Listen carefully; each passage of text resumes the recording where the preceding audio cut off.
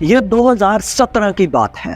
لاہور قلندر نے player development کے طور پر گجرانوالہ میں کیمپ لگائے ہوئے تھے۔ گلی محلوں سے ٹیلنٹ کی تلاش میں اوپن ٹرائل کیے جا رہے تھے۔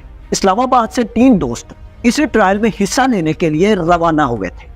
جی ٹی روڈ پر رش کی وجہ سے یہ تینوں دوست سٹیڈیم پہنچنے پر لیٹ ہو گئے تھے۔ جب وہ سٹیڈیم پہنچے تو سٹیڈیم کے دروازوں کو تالے لگ چکے تھے۔ ان لڑکوں نے بڑی مہارت کے ساتھ تالوں کو توڑا اور سٹیڈیم کے اندر داخل ہو گئے تھے۔ جب یہ سٹیڈیم میں پہنچے تو وہاں پر ہزاروں نوجوان سٹیڈیم کے اندر ٹرائل دینے کے لیے موجود تھے۔ مختلف سٹیجز پر وہاں پر بولنگ کے مقابلے ہونے تھے۔ 3 لڑکوں میں تو 2 لڑکے تھے، وہ دوسری اور تیسرے سٹیج پر ہی اس کمپٹیشن سے باہر ہو گئے تھے۔ تیسرا لڑکا فائنل راؤنڈ تک پہنچ گیا اور اس نے اپنی پہلی گیند کو 88 مائلز پر پھینکا۔ پورے ٹرائل میں کوئی بھی لڑکا اتنی سپیڈ سے گیند نہیں پھینک سکا تھا۔ کوچ نے یہ سمجھا کہ ہو سکتا ہے کہ سپیڈ گن میں کچھ خرابی آ گئی ہو۔ انہوں نے اسی وقت عاقب جاوید صاحب کو بلایا اور انہیں بتایا کہ اس لڑکے کی سپیڈ یہ آ رہی ہے۔ تو عاقب جاوید نے اسی وقت فیصلہ کیا کہ اس کا جو ٹرائل ہے وہ میں خود لوں گا، اور پھر عاقب جاوید صاحب نے لڑکے کے ہاتھ میں گیند پکڑائی اور کہا کہ ایک بار پھر سے آپ گیند کروائیں۔ تو اس لڑکے نے جب اس بار گیند کو پھینکا تو وہ 90 مائل فی گھنٹہ کی رفتار سے وہ گیند پھینکی گئی تھی، اور اس کے بعد جو اگلی گیند پھینکی گئی وہ 92.3 میل فی گھنٹہ کی رفتار سے گیند پھینکی گئی تھی۔ جب اتنی زیادہ سپیڈ دیکھی تو عاقب جاوید نے اس لڑکے کو فوری طور پر سلیکٹ کر لیا۔ انہیں اپنے پورے دن کی محنت کا جو صلہ تھا وہ مل چکا تھا، اور جس نگینے کی انہیں تلاش تھی وہ نگینہ ان کے ہاتھ لگ چکا تھا۔ جی ناظرین کرام، یہ کہانی ہے حارث رؤف کی، جنہوں نے اپنی سپیڈ کی وجہ سے پوری دنیا کی انٹرنیشنل کرکٹ کو حیرت میں ڈال دیا۔ حارث رؤف کی پیدائش جو ہے وہ راولپنڈی کے ایک متوسط خاندان میں ہوئی تھی۔ حارث کے والد ہی گھر میں سب سے بڑے تھے اور یہ ویلڈنگ کا کام کرتے تھے۔ جو تنخواہ ملتی اس میں یہ اپنے گھر کا خرچہ بھی چلاتے تھے اور اپنے چھوٹے بھائیوں کا بھی خرچہ اٹھایا کرتے تھے۔ اس وقت حارث اور اس کی فیملی کی زندگی انتہائی مشکلات میں گھری ہوئی تھی۔ حارث رؤف کو بچپن سے ہی کرکٹ میں بہت زیادہ دلچسپی تھی، لیکن ادھر گھر کے ایسے حالات نہیں تھے کہ اس کو پروفیشنل طور پر کرکٹ سکھائی جا سکے۔ حارث کے والدین شدید غربت کا شکار تھے، اور ایسے میں انہیں ایک اعلیٰ تعلیم ہی اس غربت سے نکلنے کا راستہ نظر آتی تھی۔ حارث کے والدین چاہتے تھے کہ حارث پڑھ لکھ کر ایک اچھی نوکری لگ جائے تاکہ مالی مشکلات سے نکلا جا سکے، لیکن یہاں پر بھی حارث کا تعلیم میں دھیان بہت کم اور کھیل میں بہت زیادہ تھا۔ کھیل کی وجہ سے اکثر اسے اپنے والد کے ہاتھوں سے مار کھانی پڑتی تھی، لیکن یہ پھر بھی کھیل سے باز نہیں آتا تھا۔ اپنی محنت اور لگن کی وجہ سے یہ ٹیپ بال میں ایک بہت بڑا اپنا نام بنا چکا تھا۔ اب یہ پروفیشنل سطح پر ٹیپ بال کرکٹ کھیلا کرتا تھا، جس کی وجہ سے حارث رؤف کو اچھے خاصے پیسے بھی ملا کرتے تھے۔ حارث جب یونیورسٹی پہنچا تو یہ کرکٹ کی وجہ سے وہ ماہانہ 2 سے 2.5 لاکھ روپے کمانے لگا تھا۔ یہ سارے پیسے وہ اپنے والد سے چھپا کے رکھتا تھا تاکہ وہ اپنے والد کے غصے سے بچ سکے۔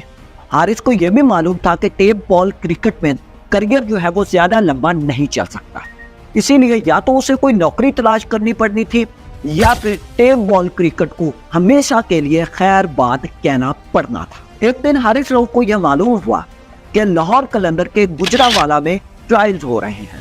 وہ وہاں پر پہنچا اور وہاں پہ اس کی سلیکشن ہوگی، جس کے بعد اس کی پروفیشنلی طور پر تربیت کا سلسلہ شروع ہو گیا۔ عاقب جاوید نے انہیں سخت ڈائٹ اور شدید قسم کی ٹریننگ کروائی۔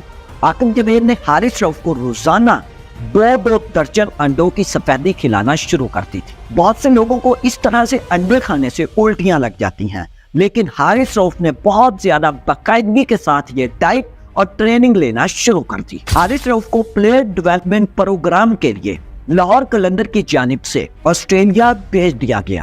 وہاں پر جا کر اس نے مختلف کلب کے ساتھ کرکٹ کھیلی اور مختلف انٹرنیشنل ٹیموں کو نیٹ کے اندر بالنگ بھی کرتا رہا تھا۔ نیوزی لینڈ کے سابق کپتان مکلم کی جب حارث رؤف کے اوپر نظر پڑی تو انہوں نے ان کو پاکستانی ٹیم کے اندر جانے کا مشورہ دیا، لیکن عاقب جاوید نے اس کو بالکل ہی منع کر دیا۔ وہاں پر عاقب جاوید صاحب کا یہ ماننا تھا کہ پہلے اس ہیرے کو اچھے طریقے سے تراش لیا جائے، اس کے بعد اسے تاج کی زینت بنایا جائے۔ عاقب جاوید چاہتے تھے کہ حارث رؤف کو دنیا کا بہترین ڈیپتھ اوور کا بالر بنایا جائے۔ اکثر بالر 150 کلومیٹر پر آور کی سپیڈ سے گیند ایک آدھ پھینک لیتے ہیں اور پھر ان کی بس ہو جاتی ہے، لیکن حارث رؤف میں یہ صلاحیت تھی کہ وہ مسلسل 150 کلومیٹر پر آور کی سپیڈ پر گیند کو پھینک سکتے تھے۔ اتنی زیادہ سپیڈ کے ساتھ ساتھ حارث رؤف کے پاس یہ بھی صلاحیت ہے کہ وہ ایک بہترین یارکر بھی پھینک سکتے ہیں۔ ان پر 2 سال تک شدید محنت کی گئی، ان کو بہت سخت ٹریننگ دی گئی اور 2019 میں یعنی کہ 2 سال کے بعد ان کو لاہور قلندرز کی ٹیم میں شامل کر لیا گیا۔ حارث رؤف نے پہلے ہی میچ میں مین آف دی میچ کا ایوارڈ جیت کر عاقب جاوید کے اس فیصلے کو صحیح ثابت کر دیا۔ یہ سب کچھ دیکھنے کے بعد اب پاکستان کرکٹ بورڈ کو انہیں نظر انداز کرنا ناممکن ہو چکا تھا اور آخرکار ان کو پاکستان کی قومی کرکٹ ٹیم میں شامل بھی کیا گیا اور یہ پاکستانی ٹیم کے لیے ڈیپتھ اوور کے بہت بڑے بالر بھی ثابت ہو چکے ہیں۔